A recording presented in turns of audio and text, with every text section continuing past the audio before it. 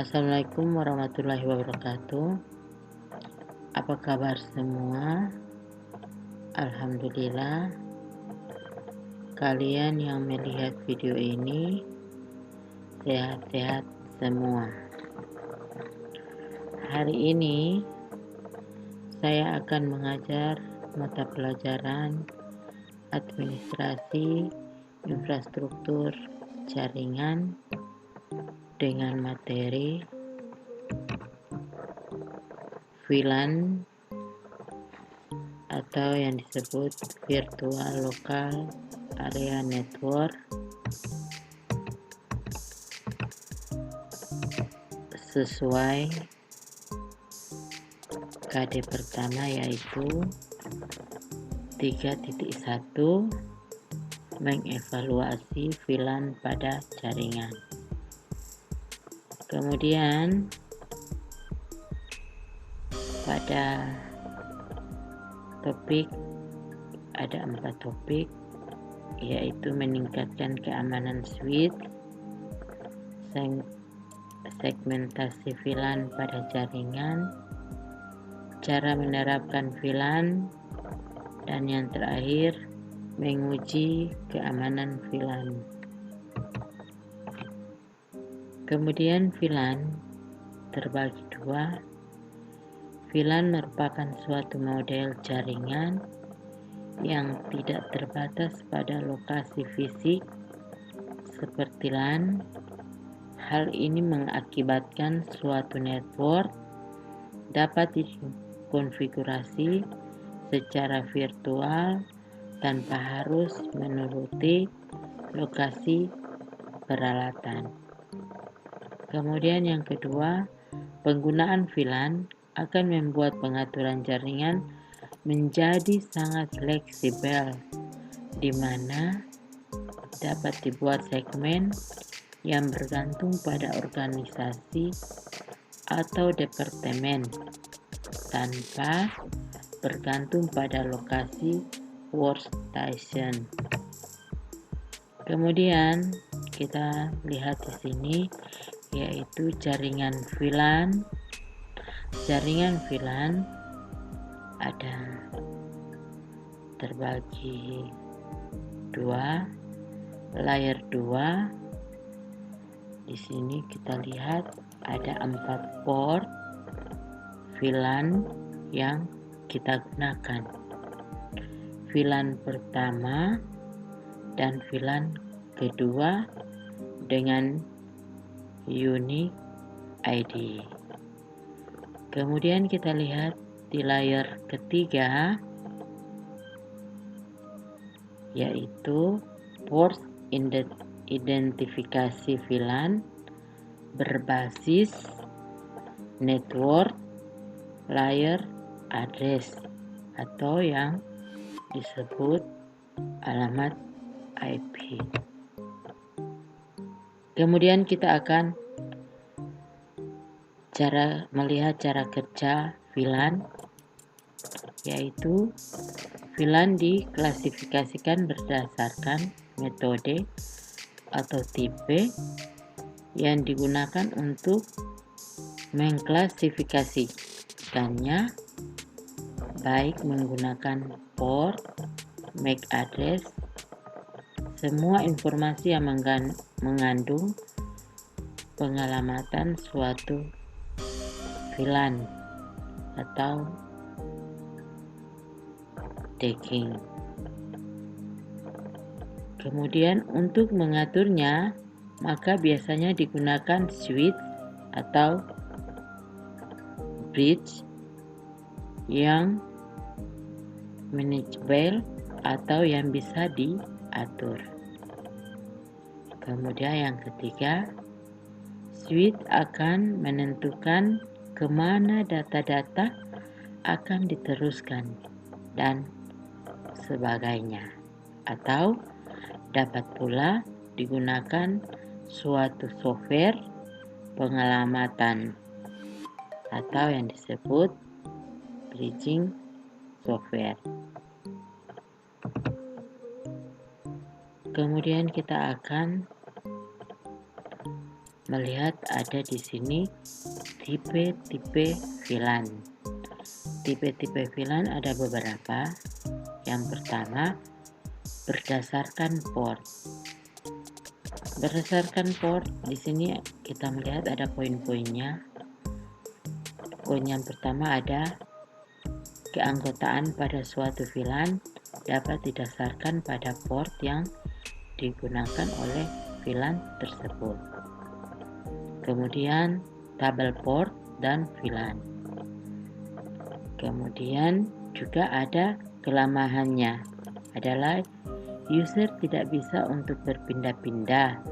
Apabila harus berpindah, maka network administrator harus mengkonfigurasikan ulang. Kemudian berdasarkan MAC address. Berdasarkan MAC address ada beberapa poin juga. Di sini kita akan lihat keanggotaan suatu VLAN didasarkan pada MAC address dari setiap workstation atau komputer yang dimiliki oleh user. Kedua, kelebihannya apabila user berpindah-pindah, maka dia akan tetap terkonfigurasi sebagai anggota dari VLAN tersebut. Ketiga, kekurangannya bahwa setiap mesin harus dikonfigurasi secara manual. Keempat, tabel MAC address dan VLAN. Terakhir, MAC address. Kemudian berdasarkan tipe protokol yang digunakan, keanggotaan VLAN juga bisa berdasarkan protokol yang digunakan, seperti tabel protokol dan VLAN, protokol IP, IPX, dan keempat berdasarkan alamat subnet IP. Kemudian ada beberapa proxy, yaitu tabel IP subnet dan VLAN dan IP subnet. Kemudian ada juga perbedaan LAN dan VLAN.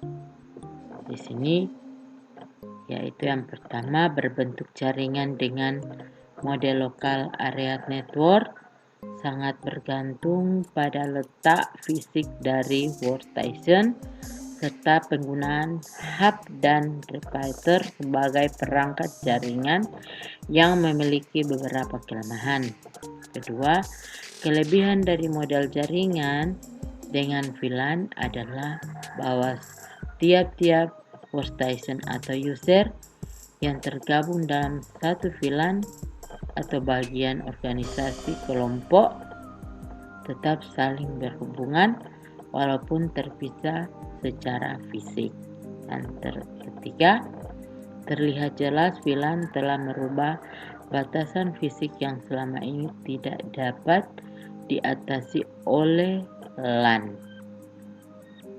Keuntungan inilah yang diharapkan dapat memberikan kemudahan-kemudahan baik secara teknik dan operasional. Kemudian di sini juga ada disebut dengan proxy. Proxy ada beberapa poin. Proxy dapat dipahami sebagai pihak ketiga yang berdiri di tengah-tengah antara kedua pihak yang saling berhubungan dan berfungsi sebagai perantara. Kemudian, pengertian proxy server adalah untuk menunjuk suatu server yang bekerja sebagai proxy pada layar aplikasi. Kemudian, proxy server mempunyai 3 fungsi utama, yaitu connection sharing, filtering, dan chasing. Kita masuk pada filtering. Proxy server memotong hubungan langsung antara pengguna dan layanan yang diakses. Ini dilakukan pertama-tama dengan mengubah alamat IP, membuat pemetaan dari alamat IP jaringan lokal ke suatu alamat IP proxy. Kemudian karena hanya alamat IP proxy tersebut yang akan diketahui secara umum di internet, maka pemalsuan tidak bisa dilakukan. Kemudian chasing, ada beberapa poin. Poin pertama, proxy server memiliki mekanisme penyimpanan objek-objek yang sudah pernah diminta dari server-server di internet. Kemudian kedua, dalam proses tersebut, proxy server juga sekaligus menyimpan objek-objek tersebut. Ketiga, dengan demikian bila suatu saat ada pengguna yang meminta suatu layanan ke internet yang mengandung objek-objek yang sama dengan yang sudah pernah diminta sebelumnya, maka proxy server akan dapat langsung memberikan objek dari JAWS yang diminta kepada pengguna tanpa harus meminta ulang ke server aslinya di internet.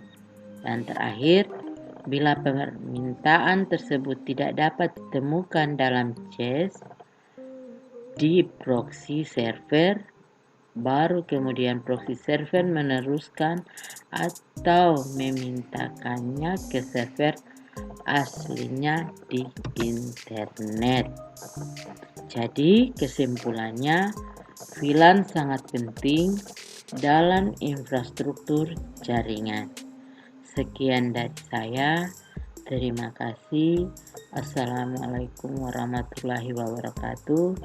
Sampai jumpa di pembelajaran yang akan datang.